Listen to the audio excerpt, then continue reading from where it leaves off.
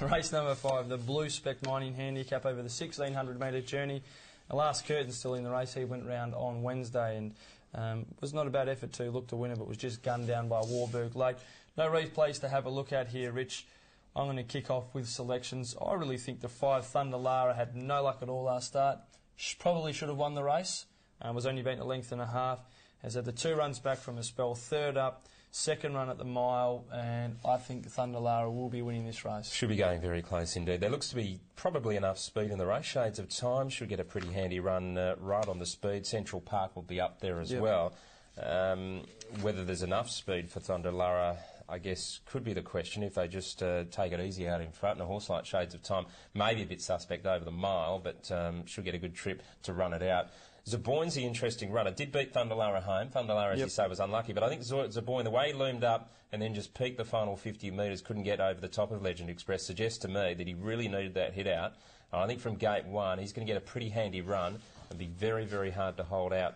I think it's a bracket selection. I think really they're the 2 that should be able to fight out the finish, but that depends on the speed because they're both horses who like a bit of pace on. Tennessee could race very handy from gate number 3. Don't expect him to be too far back, although his last run was over 2,000. Drops back to the 1,600 metres.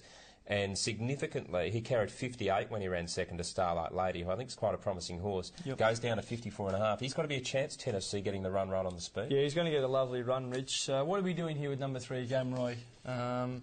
Trial was okay, I thought, only just. He's a horse that obviously has his share of problems. What are we doing on Saturday? Well, he's got 1 win at the track only from 6 starts and 1/3. He's produced some barnstorming finishes on occasions.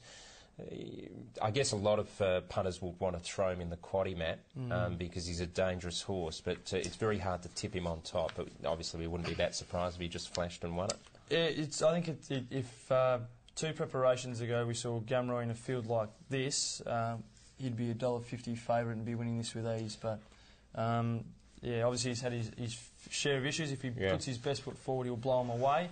But I'm going in race 5, number 5, Thunder Lara, with a fair bit of confidence, Rich. OK, well, I'm just going to go Thunder Lara Zaboyne, Quinella Novelties, maybe each way Zaboyne, with Ben Kennedy's claim down to 55. He'd just about be ready third up. I think if it was 1,700 metres, I'd probably be even more confident. 1,700, 1,800 for Zaboyne. 1,600, I think he's going to be flashing. Whether it's going to be too late, I don't know. Hoodlum Gang's the other horse we haven't mentioned. He's got to carry 58. He goes up to the 16. He did fail over 1,600 metres at Kalgoorlie one day behind Glastonbury Tour. And I just worry that he might not finish off as quickly as what he does over the 1,500 metres for Hoodlum Gang over the mile. I suppose another one quickly too, Rich, is Eternal Power has been racing well. Diamond Dan Stakes seems to have a great association with this horse, and he's got a pretty good record at the distance also. Well, it was a very fast run race last start and he was able to keep going. You saw Classic Clanders motor from the back of the field, but 59 kilos in this line, it might be a little bit rich for him. All right, so you're going 4 and 5 bracket selection in race 5. Yes. Race number 6, this is the Vinnie's Winter Championship qualifying heat over the 1,200 metre journey. Another very competitive lineup here. We got one replay to have a look at. This is Hide the Loot. Flashing Late was beaten a length and a quarter behind Casper Cowboy. Also keep your eye on Casanova Jack, All Fury, Meagham's Boy, and also Kilkenny Jack, who finishes in 4th. He's yet to gain a start in the race. He's beginning a run with Hide the Loot right down the outside. Casanova Jack reaches the lead. 200 to go. Here's Casper Cowboy, Kilkenny Jack in the middle, and wider out is Hide the Loot, but Casper Cowboy storms to the front, and he's home in the last of the day. Casper Cowboy pulls away from Casanova Jack and Hide the Loot, but it's Casper. Oh, so typical of Hide the Loot, flashing down the outside off a solid speed. Casper Cowboy was very impressive in the race. Casanova Jack was a terrific run, right on the speed. It was a hot speed, and for him to keep going, and even when Hide the Loot sort of looked like he was going to thunder past him over the final 100, I thought he actually found a little bit extra. And to only get beaten a narrow margin by Hide the Loot, I thought was a really, really good effort. I think he's got a brilliant each-way chance, Casanova Jack. What do you make of the other runners, Rich? All Fury and Kilkenny Jack, Meagham's Boy. Yeah, well, All Fury got back, never really got into the race. Meagham's Boy, the jury's still out there. It was not too bad, you know, sort of battled on okay to finish in a midfield spot. And who was the other horse you mentioned? Kilkenny Jack. Yes. It had a nice run, sort of midfield, worked to the outside. I thought it had its chance to cut down Casanova Jack. Prefer to be on Casanova Jack ahead of Kilkenny Jack. similar sort of horses. Yep. You know, they can race handy and battle on very strongly. Yeah, interestingly, Rich, Grey Monarch, I thought it was a very good effort first up, and we see Talia Rodder, formerly known as Talia Mayor. Talia Rodder reports, so good luck to Talia, obviously back here in WA for a few more weeks, I think. Yeah, and Grey Monarch really appreciates Talia's riding too, Matt. She's very cold on the horse. She's been told to ride her that way. That's what Grey Monarch seems to appreciate, just to be kidded. And he'll work into the race very nicely, I think, if Talia pulls to the outside. And if there's enough speed on for Grey Monarch, he'll be a chance. The other big factor, if it rains heavily during the day, by any chance, and the showers are predicted. Predicted showers, yep. If you see it wet by the final race, you've got to have something each way on Grey Monarch. Yeah, Rich, interested to get your thoughts on the horse I like. It's Kim Star, number 9, resumes. He's drawn a wide gate. I thought his form in last in work was good.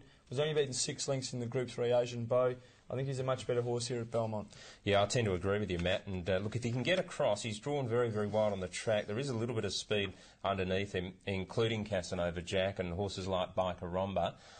So I think he's going to have to work pretty hard to really zip over there, and he does like to race right on the speed. So I'd be inclined to leave him out, but he certainly has the talent to be able to win a race like this. It's pretty open. Yeah, well, I'm going to go against your words, Richard. I'm going to tip him on top here. What a surprise. I'm going to go race 6 here, number 9, Kim Star. Found it a very good race.